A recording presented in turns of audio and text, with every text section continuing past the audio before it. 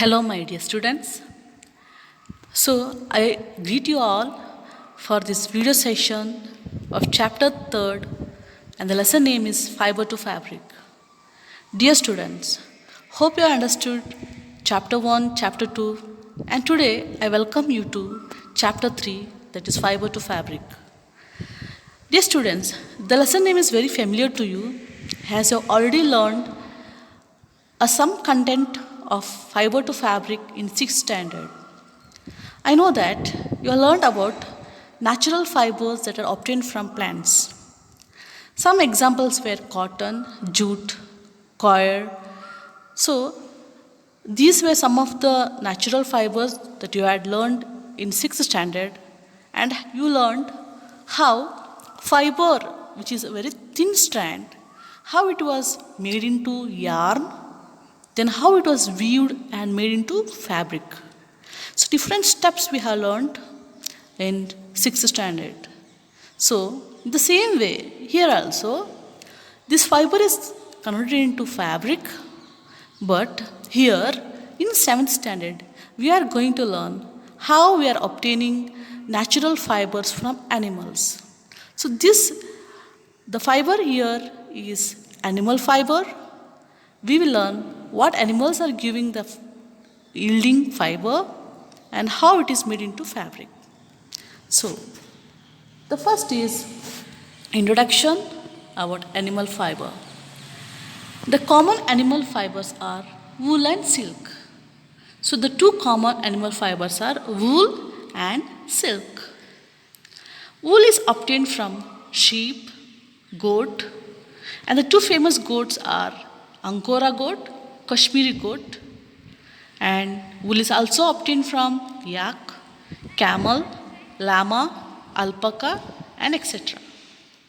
So, these animals yield wool, and hence we obtain wool from these animals. Silk is also a natural animal fiber, and it is obtained from silkworm. And what is this wool? We will learn. Wool is obtained from the fleece of sheep. Fleece means hair of sheep, goat, camel, yak, llama, alpaca, and other animals. So these animals, do you know why these animals are having hair on the body? It is because it is for protection, especially from cold climate or any other severe climatic condition. These animals bear hair on its body because these hair trap a lot of air. So, in between the space of hairs, air get trapped. So, please be clear. I am talking about hair and air. So, in between hair, air get trapped, and do you know that this air, AIR, is a poor conductor of heat. So when air gets trapped in between hairs, these all together provide protection to the animal. How does it provide protection to the animal? So, especially most of these animals are living in cold regions. So when the heat produced in the animal body is not gone outside. So whatever heat produced in the animal body will be in the animal body itself. It is not gone to the surrounding. How it doesn't go to the surrounding? Because the hair and the air is a poor conductor of heat and doesn't allow the body heat of the animal to go outside. That is how the animal is protected from cold. So, this is how these animals are having thick hair or fleece around its body. It is for protection against cold. And the most common wool which we use is sheep wool. So, we will see the picture of the sheep. So, these are the picture of the sheep, and you can see how thick coating of hair or fleece is there around the sheep body. And you have to remember that the hair or the fleece that we see outside the sheep the outside layer is very coarse or rough because it will be used for wear and tear, and there will be so many grease dirt that will be around the outer layer of the fleece or the wool. But when you remove the fleece from its body, you can see that there are two types of wool: outside coarse, very rough one, and inside it will be all soft and very fluffy one. And that is why you have to know that there will be very fine and soft air inside, and the outside hairs or fleece will be very coarse or rough. You can see the goat. These goats are also has more amount of hair on its body, and the very most important one is Angora goat, that is there in your textbook. So the first one is Angora goat. We will read about some information about Angora goat. So Angora goat is found in Angora or Ankara. It's also found in Turkey, Jammu and Kashmir, India. Angora goats produce the most luxurious fiber known as mohair, and this Angora goat fiber is also called as mohair. For long time these are bred for their white coat, but now breeding of colored Angoras is promoted.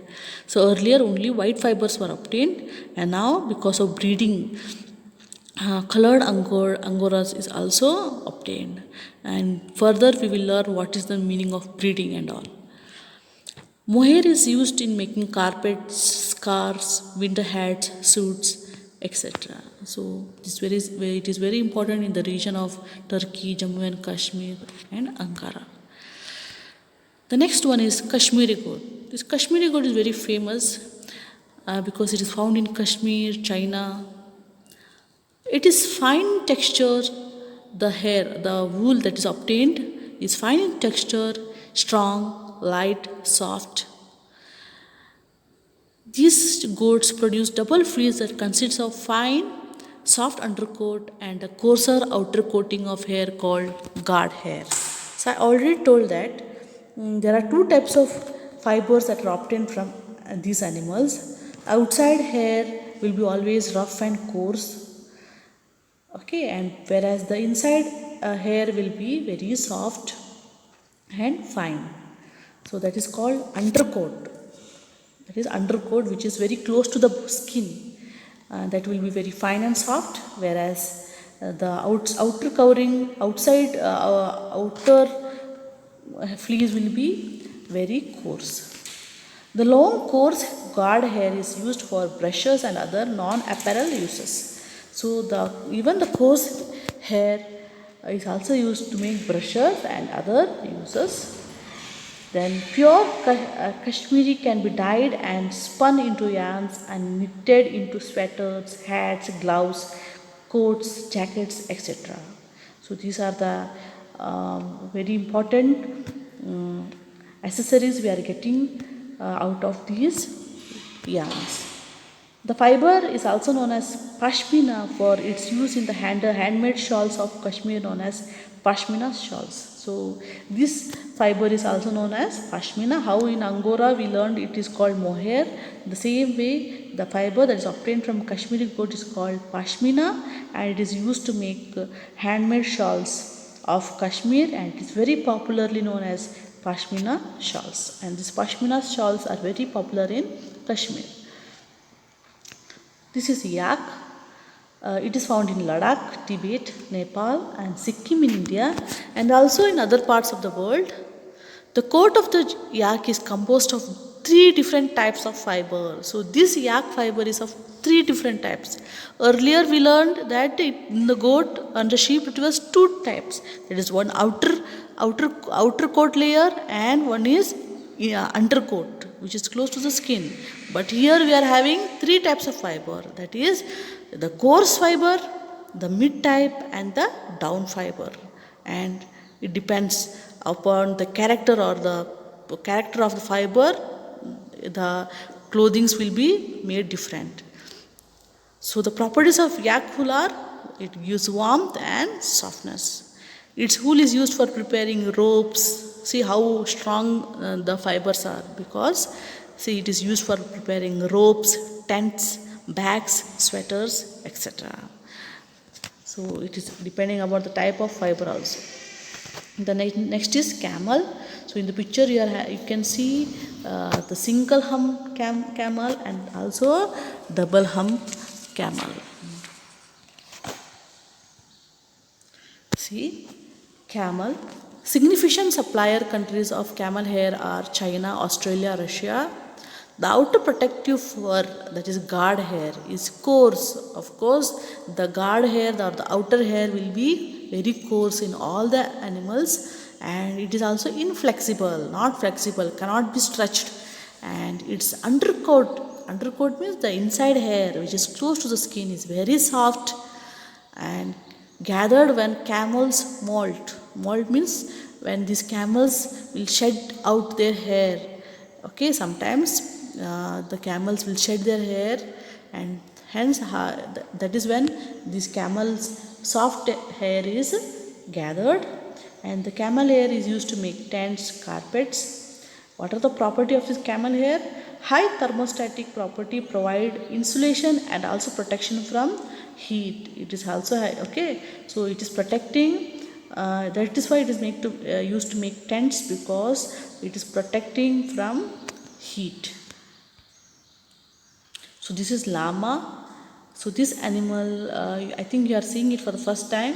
It is called llama, and this llama, the wool of this llama is lightweight, grease-free, because it is not so dirty. That is called grease-free, luxurious and soft. It is a fine undercoat and coarser outer guard hair. So the outer guard hair will be coarse and the undercoat will be very fine. It provides protection from heat. So this wool, of course, all the wool gives protection from heat.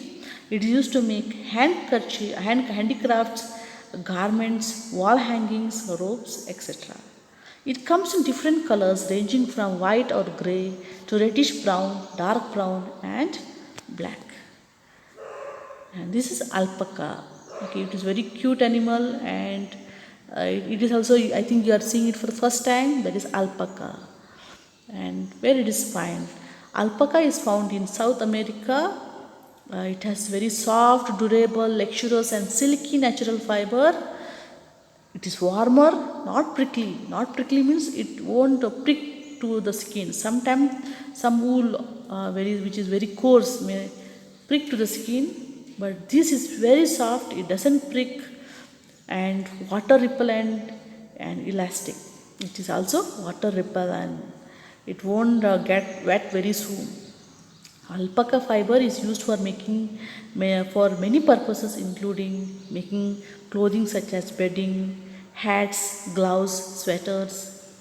It has a guard hair and soft hair.